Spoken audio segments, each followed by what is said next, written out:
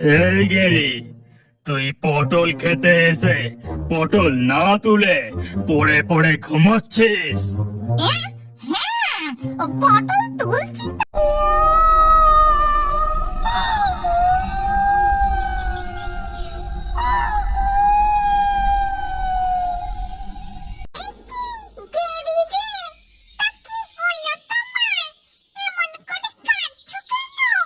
রাগ হইছে,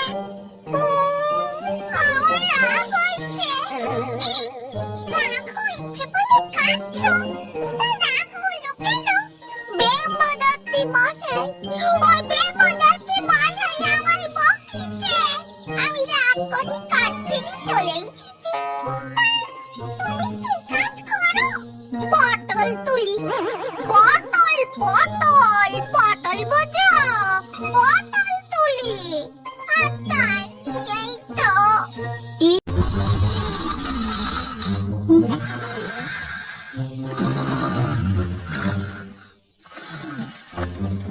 এই গেরি, তুই পটল খেতে এসে পটল না তুলে পড়ে পড়ে ঘুমাচ্ছিস? হ্যাঁ, পটল তুলছি তো। তুই রোজ রোজ এই খেতে এসে ঘুমিয়ে পড়িস। সূর্যি মাথায় উঠে গেল। আমি ভূত বাজারে কখন পটল বেচতে যাব বলতে পারিস? নেহাত পটল গুলো ভালো চিনে তুলতে পারিস, নইলে কবে। অত ধমকাচ্ছেন কেন ব্রহ্মদৈত্যী মশাই? আমি আর কাজ করব না, এই আমি চললুম। আচ্ছা, বুঝলুম। তা তুমি রোজ রোজ যদি একই ভুল করো, বকুনি তো খাবেই। তুমি আমার কথা ছাড়ো তো। তুমি বলো, তুমি কি করো? তুমি দেখতে চাও? তাহলে এসো। এই যে মাছগুলো ধরলাম, এবার কিছু মাছ আমি খাবো, আর বাকিটা ভূত বাজারে বেচে দেব। বাবা, বেশ মজা তো। ধুর, আমি তো কিছুতেই মাছগুলোকে ধরতে পারছি না। হবে না, হবে না, সবার দ্বারা সবকিছু হয় না, কৌশল জানতে হয়, বুঝলি? তাই তো দেখছি, এ আমার দ্বারা হবে না। তা তুই কি করিস রে মামদ? আমি মাটি কাটি, মাটি কেটে কেটে পুকুর বানাই, পাতকুয়া করি, নদীর মাটি কেটে নদী চওড়া করি, জমির মাটি কুপিয়ে চাষযোগ্য করে তুলি। বাহ, বেশ ভালো তো। আজ থেকে আমিও তোর সাথে তাই করব। হেইয়া, হেইয়া, হেইয়া। হুম, হেইয়া। এই গেল গেল গেল, আমার হাত খুলে গেল রে। উলে আমার রে। এই দেখে মামদ গেরির হাত দুটো কুড়িয়ে এনে আবার লাগিয়ে দিয়ে বলে, না রে গেলি, তোর দ্বারা এই কাজ হবে না, তুই বরং অন্য কাজ খুঁজে নে। হ্যাঁ, তাই যাই।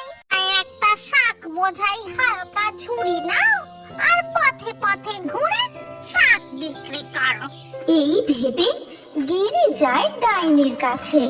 তারপর ডাইনি কোথা থেকে শাক নিয়ে আসে, কিভাবে সে ঘুরে ঘুরে শাক বিক্রি করে, তাতে তার কত লাভ হয়, সব জেনে নিয়ে পরের দিনই সেও একটা ঝুড়িতে শাক ভর্তি করে হাঁকতে হাঁকতে বিক্রি করতে থাকে।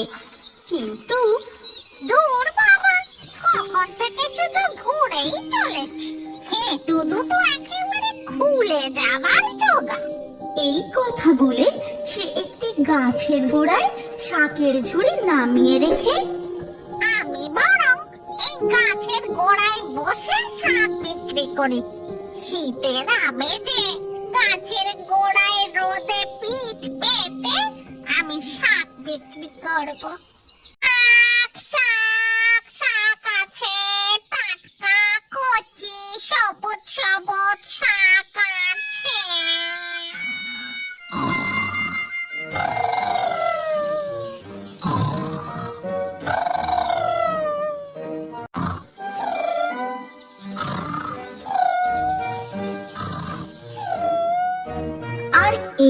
সুযোগে সেই ছাগল গিরি শাকচুনির শাকের ঝুড়ি খালি করে বেশ পেট ফুলিয়ে লেজ নাড়াতে নাড়াতে চলে যায়। তারপর সেখানে আসে লম্বা ভূত। এই গেরি শাকচুন্নি, আমি যে তোকে শাক দিয়েছিলাম তা তো দেখছি তুই সবই বিক্রি করে ফেলেছিস। তার এবার পয়সা দে। শাক বিক্রির অর্ধেক পয়সা দেব কি? আমার তো শাক বিক্রি হয়নি। এ কি? আমার শাক কোথায় গেল? রে, আমার সাথে মজা করা হচ্ছে। দেখবি একবার আমি তোর কি হাল করি। এই কথা শুনেই গেরি সেখান থেকে মার দৌড়, আর দৌড়তে দৌড়তে বলে, ওরে বাবা রে, আমি আর শাক বিক্রি করব না। এই যে ভূতের উপর বাজ পাড়ে। বাবা রে, খুব বাঁচান পেয়েছি। আর একটু হলেই হয়েছিল নাকি? জয়, আমি যখন ঘুমিয়ে পড়েছিলাম সেই সুযোগে কেউ চুরি করে নিয়ে গেছে। এরপর তার চোখ যায় নদীর পাড়ের দিকে। সেখানে ঘ্যাঙো ভূত তার গরুকে চান করাচ্ছিল। ও ঘ্যাঙো, তুমি গরু পোষা বুঝি? হ্যাঁ, পুষি তো। তা গরু পুষে কি করো? কেন? বড় দুধ খাই, দুধ বিক্রি করি, আর দুধ বেচে বেশ ভালোই লাভ হয়, বুঝলে? তো ঘ্যাঙোর গরুটা আগে আমি মন ভরে দুধ খাবো, তারপর এর দড়ি খুলে নিয়ে পালাবো, আর আমি একে পোষ মানাবো। গরু, গরু, দুধ দে।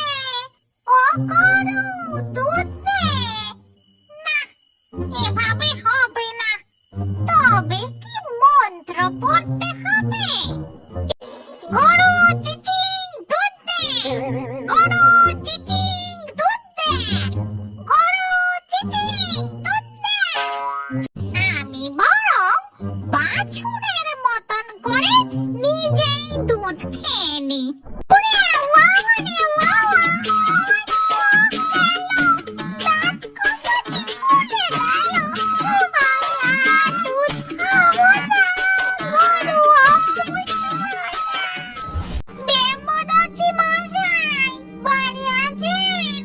ও বেম্বদত্তি মশাই। কিরে গেরি, তুই? কি ব্যাপার, ফিরে এলি যে? বেম্বদত্তি মশাই, আমি আর কোথাও যাব না, ওই পটলই তুলবো। ওই কাজই আমি ভালো পারি। দেখ, সবার দ্বারা সব কাজ হয় না। যে যেটা ভালো পারে তার সেটাই ধৈর্য ধরে করা উচিত। অন্যের দেখে কিছু করতে গেলেই একেবারে সব ঘেঁটে তাহলে এবার যাই, গিয়ে পটল তুলি। হা হা হা হা হা